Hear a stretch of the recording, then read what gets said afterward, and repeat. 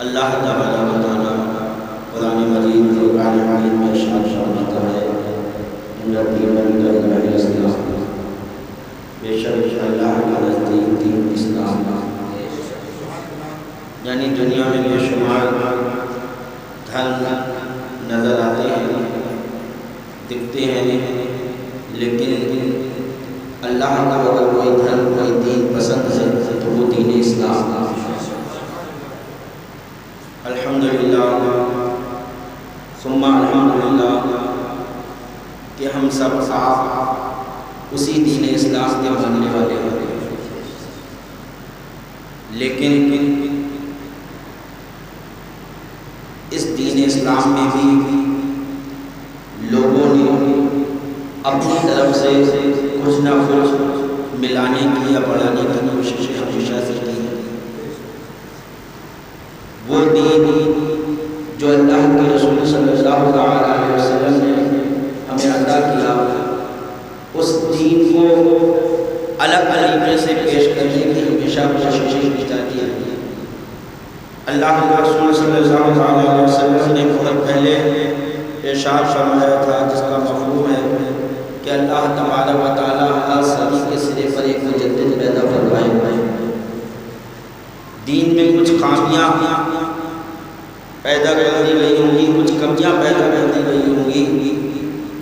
اس مجدد کا کام یہ ہوگا کہ جو دین میں کی باتیں نہیں تھیں اور انہیں دین میں داخل کر دیا گیا تھا، لوگ اسے دین سمجھنے بیٹھے تھے، وہ مجدد آ کر ان باتوں کو دین سے الگ کر دے گا اور دین کو 1400 سال پہلے کی طرح پھر صاف و شفاف بنا دے گا۔ یعنی 1400 سال پہلے جو دین تھا وہی دین ہر صدی میں جو ہے مجدد آئے گا، اور جو بھی کمیاں ہوں گی وہ اس صدی میں جو بھی غلطیاں لوگوں نے دین میں غلطیاں کی ہیں، دین میں کمیاں پیدا کی ہیں یا کچھ اپنی طرف سے بڑھایا ہے، مجدد کا کام ہی یہی ہوگا کہ وہ ان سب چیزوں کو ہٹا کر اور وہ دین جو اللہ کے رسول نے ہمیں دیا ہے وہ ہم تک پہنچا دیا۔ اس حساب سے مجدد آتے رہے اور لوگ دین میں بھی جو ہے فتنہ ڈالتے رہے۔ کبھی قرآن کو مخلوق کہا گیا، کبھی زکوٰۃ کا انکار کیا گیا، کبھی دین الہی کے نام سے اکبر نے جو ہے دین چلانا چاہا۔ ان سب کو مٹانے کے لیے مجدد آتے رہے، لیکن 14ویں صدی میں ہجری میں 14ویں صدی ہجری میں جو مجدد ہمیں اور آپ کو اللہ تبارک و تعالیٰ نے عطا کیے، اور وہ جس فتنے کا خاتمہ کرنے کے لیے اس دنیا میں تشریف لائے، وہ پچھلے تمام فتنوں سے سب سے بڑا فتنہ تھا۔ کیوں؟ اور فتنوں میں جب حملے ہو رہے تھے تو کھل کر حملے ہو رہے تھے، دین الہی قائم کیا گیا تو کھل کر دوسرا دین قائم کیا جا رہا تھا۔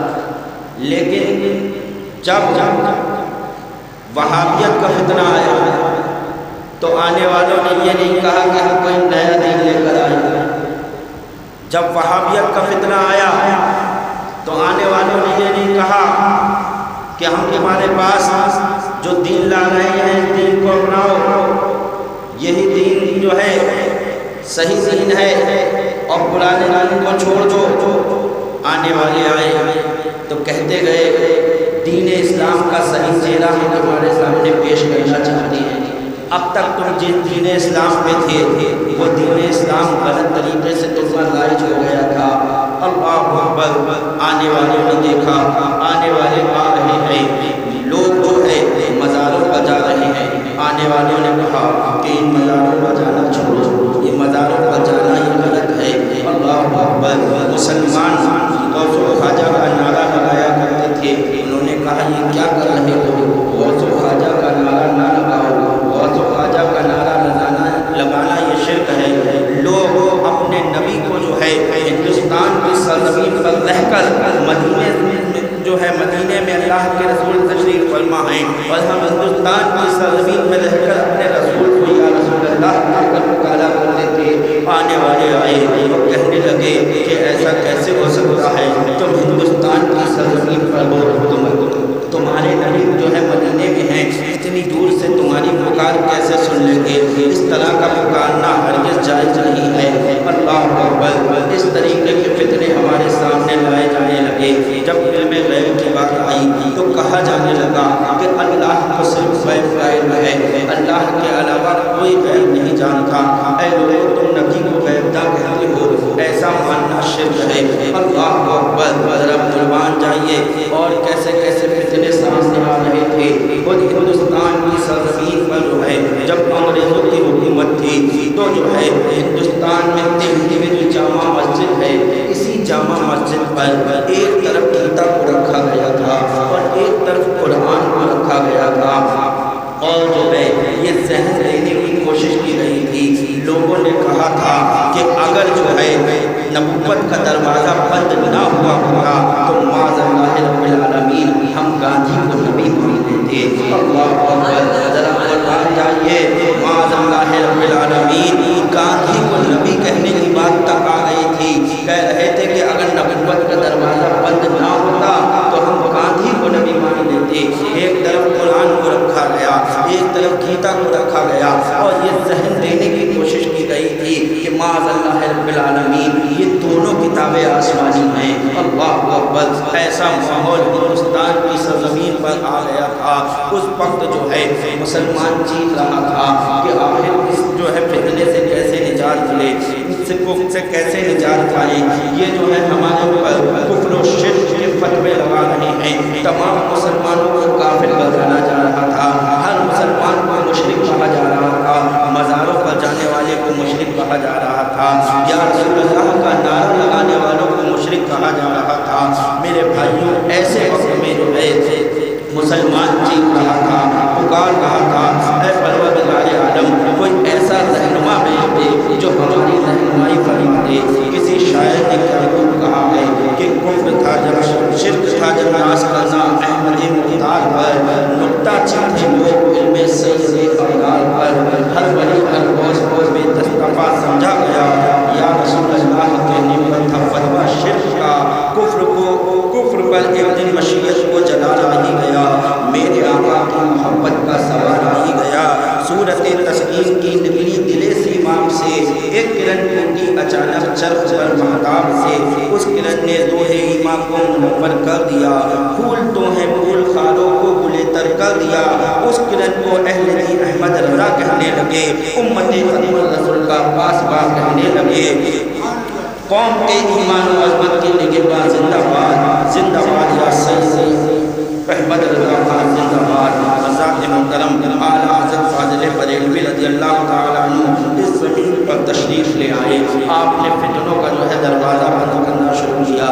ذرا قربان جائیے، اعلیٰ حضرت فاضل بریلوی رضی اللہ تعالیٰ عنہ جب ہندوستان کی سرزمین پر تشریف لا رہے ہیں تو 4 سال کی عمر میں آپ قرآن عظیم کو نازلہ مکمل کر لیا کرتے ہیں۔ اللہ اکبر۔ اور جب آپ کی عمر 6 سال کی ہوتی ہے، 6 سال کا بچہ آپ اندازہ لگا سکتے ہیں کتنا چھوٹا ہوگا ہے۔ اللہ اکبر۔ یوں سمجھ لیجیے کہ میرا صاحبزادہ وہ 6 سال کا ہے، تو 6 سال کا بچہ اتنا ہی بڑا ہوتا ہے۔ 6 سال کے اعلیٰ حضرت فاضل بریلوی ہیں اور علماء کی مجمع میں بیٹھ کر میلاد النبی صلی اللہ علیہ وسلم پر اعلیٰ حضرت فاضل بریلوی نے 6 سال کی عمر میں 2 گھنٹے تقریر فرمائی ہے۔ 2 گھنٹے تقریر کی اعلیٰ حضرت نے 6 سال کی عمر میں علماء کے مجمع میں۔ آپ اندازہ لگائیے اعلیٰ حضرت کے علم کا۔ اور جب آپ کی عمر 8 سال کی ہوتی ہے تو آپ عربی میں شرح لکھتے ہوئے نظر آتے ہیں، اور 14 سال کی جب عمر ہوتی ہے تو آپ فتویٰ دیتے ہوئے نظر آتے ہیں۔ تو اعلیٰ حضرت فاضل بریلوی رضی اللہ تعالیٰ عنہ کے مقام کو کون جان سکتا ہے، اور یہ سب کچھ جو آپ کو ملا ہے عشق رسول کی بنا پر۔ آپ کے عشق رسول کا عالم آپ جانتے ہیں کتنی محبت تھی سرکار دو عالم صلی اللہ تعالی علیہ وسلم سے۔ اعلیٰ حضرت فاضل بریلوی کو ایک مرتبہ اعلیٰ حضرت فاضل بریلوی حج کو جب تشریف لے گئے تو ہندوستان کا ایک بہت بڑا شاعر وہ بھی مکہ شریف پہنچا ہوا تھا، ادھر سے اعلیٰ حضرت بھی پہنچے، تو اس شاعر نے وہاں مدینہ شریف میں ایک شعر لکھا سرکار دو عالم صلی اللہ تعالی علیہ وسلم کے روضہ مبارک کی شان میں ایک شعر لکھا۔ پہلے اللہ کے رسول صلی اللہ تعالی علیہ وسلم کے گنبد کے پاس میں 2 کھجور کے پیڑ تھے، جو اب میں کر رہے ہیں پرانی تصویر میں آپ دیکھو گے تو وہ 2 پیڑ آپ کو نظر آئیں گے۔ تو شاعر نے جو ہے شعر لکھا اور کہا کب ہے درخت گنبد شاہ والا کے سامنے، کب ہے درخت گنبد شاہ والا کے سامنے، مجنو کھڑے ہیں خیمہ لیلا کے سامنے، مجنو کھڑے ہیں خیمہ لیلا کے سامنے۔ سب نے کہا سبحان اللہ، جیسے ابھی انہوں نے کہا سبحان اللہ، وہاں پر تعریف ہونے لگی، واہ بھائی واہ کیا شعر کہے، کتنے بڑھیا شعر، ہمارے نبی کے روضہ مبارک کی شان میں کیا شعر کہے جا رہے ہیں۔ اعلیٰ حضرت فاضل بریلوی کی بارگاہ میں کچھ لوگ آئے، کہا ہندوستان کے بہت بڑے شاعر آئے ہوئے ہیں اور انہوں نے سرکار دو عالم صلی اللہ تعالی علیہ وسلم کے خیمے کے لیے یہ شعر کہے ہیں کہ کب ہے درخت گنبد شاہ والا کے سامنے، مجنو کھڑے ہیں خیمہ لیلا کے سامنے۔ اعلیٰ حضرت فاضل بریلوی رضی اللہ تعالیٰ عنہ کا چہرہ غضبناک ہو جاتا ہے شعر سن کر۔ سب تعریف کر رہے ہیں، کیا وہاں اور علماء نہیں تھے؟ بولیے، اور علماء نہیں تھے کیا؟ اور علماء نے یہ شعر نہیں سنا ہوگا؟ لیکن عاشق رسول اعلیٰ حضرت تھے۔ اللہ اکبر، اعلیٰ حضرت کی نظر نگاہ، اعلیٰ حضرت کی نظر جہاں پہنچتی تھی وہاں کسی کی نظر کی رسائی نہیں تھی۔ اعلیٰ حضرت فاضل بریلوی رضی اللہ تعالیٰ عنہ نے کہا اس شاعر کی اتنی ہمت کہ میرے نبی کے روضہ مبارک کو لیلا کے خیمے سے تشبیہ دے، کہاں لیلا کا خیمہ اور کہاں میرے نبی کا گنبد خزرہ۔ یہ عشق تھا جو بول رہا تھا کہ کہاں میرے نبی کا گنبد خزرہ اور کہاں لیلا کا خیمہ۔ بلا کر لاؤ اس شاعر کو، بلا کر لایا گیا، بڑے خوش ہوئے کہ اعلیٰ حضرت بلا رہے ہیں، ارے آج تک مجھے داد ملے گی، اعلیٰ حضرت بلا رہے ہیں، بہت خوش ہو کر آئے۔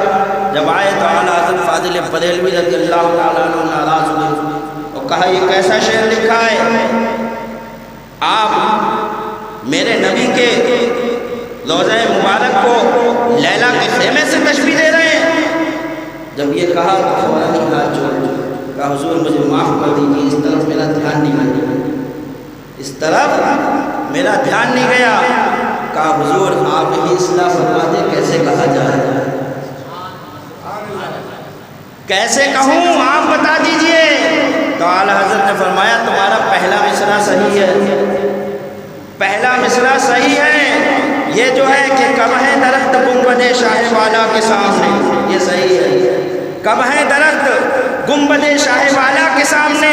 اور دوسرے میں جو تم نے یہ کہا ہے مجنو کھڑے ہیں خیمہ لیلا کے سامنے، اس کو بدل دو اور یوں کہو کہ کب ہے درخت گنبد شاہ والا کے سامنے، قدسی کھڑے ہیں عرش معلیٰ کے سامنے، قدسی کھڑے ہیں عرش معلیٰ کے سامنے۔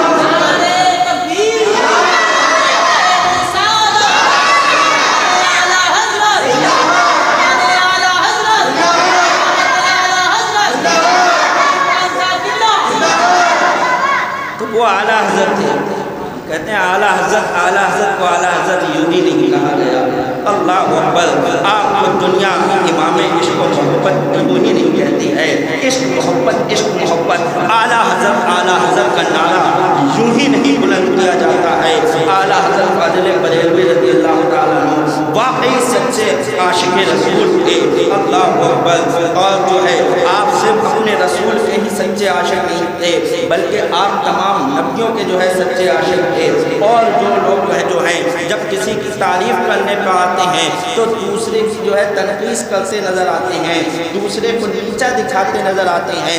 اگر کسی کو اپنے ایک کی تعریف کرنا ہوتی ہے، مثال کے طور پر اگر کوئی مدینہ منورہ کے جو ہے تعریف کر رہا ہے اور جنت سے مقابلہ کر رہا ہے تو جنت کو نیچا دکھا دیتا ہے شاید، اللہ اکبر۔ اگر کوئی کسی اور سے مقابلہ کرتا ہے تو اس کو نیچا دکھا دیتا ہے، اپنے کو اونچا بتاتا ہے۔ لیکن اعلیٰ حضرت فاضل بریلوی جب اپنے نبی کو اونچا جو ہے بیان کرنے کی بات آتی ہے، اپنے نبی کو اونچا کہنے کی بات آتی ہے تو اپنے نبی کو اونچا تو ضرور کہتے ہیں لیکن کسی کو نیچا نہیں کہتے ہیں، کسی کو جو ہے نیچا کہتے نظر نہیں آتے۔ فرماتے ہیں سب سے اعلیٰ و اعلیٰ ہمارا نبی، سب سے بالا و بالا ہمارا نبی، اور سارے اونچوں میں اونچا سمجھیے جسے، کیا فرماتے ہیں؟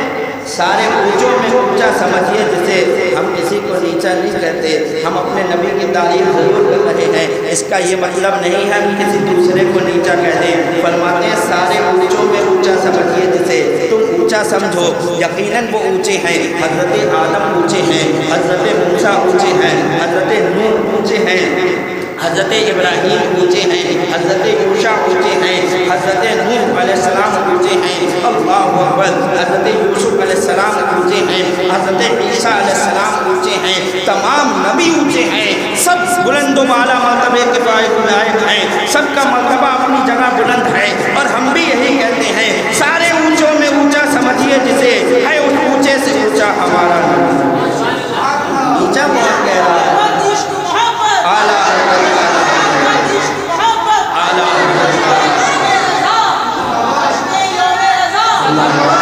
فرماتے سارے اچھوں میں اچھا سمجھیے جسے، کبھی نہیں اعلیٰ حضرت کا آپ شعروں کو دیکھیے کبھی کسی کو جو ہے ایسا نہیں تھا کہ دوسرا اس کو نیچا دکھانے کی کوشش کی، نہیں، سب اچھے ہیں اعلیٰ حضرت الحمدللہ۔ تو جو اعلیٰ حضرت کا ماننے والا ہوگا وہ سب کو اچھا ہی کہے گا، جو اعلیٰ حضرت کا ماننے والا ہوگا وہ سب کو اونچا ہی کہے گا، وہ کسی کو نیچا نہیں کہے گا، وہ کسی کو جو ہے ذلالت کی نگاہ سے نہیں دیکھے گا۔ ہمارے لیے سارے ولی جو ہے وہ تعظیم کے لائق ہیں۔ اعلیٰ حضرت فاضل بریلوی نے جو ہے ہمیں یہی درس دیا ہے کہ سارے اچھوں میں اچھا سمجھیے جسے، ہے اچھے سے اچھا ہمارا نبی۔